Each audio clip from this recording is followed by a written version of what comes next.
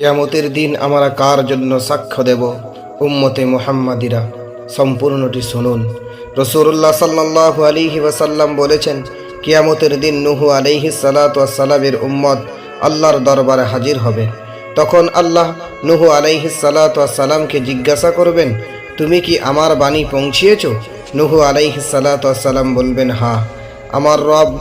তখন আল্লাহ তার উম্মতকে জিজ্ঞাসা করবেন, নূহ কি আমার বাণী তোমাদের কাছে পৌঁছিয়েছে? নূহ আলাইহিস সালাতু ওয়াস সালামের উম্মত বলবেন, না আল্লাহ, আমাদের কাছে কোনো নবী আসেনি। অতঃপর আল্লাহ নূহ আলাইহিস সালাতু ওয়াস সালামকে বলবেন, তোমার কোনো সাক্ষী আছে কি?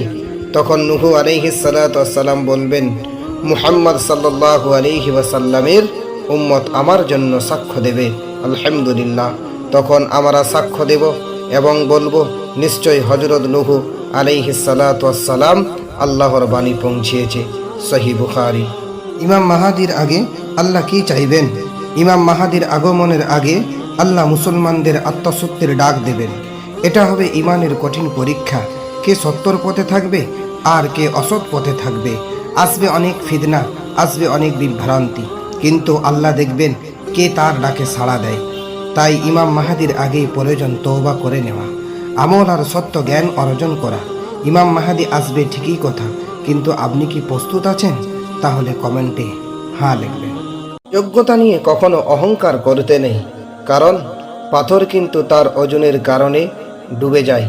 তাই অহংকার বাদ দিয়ে দাও।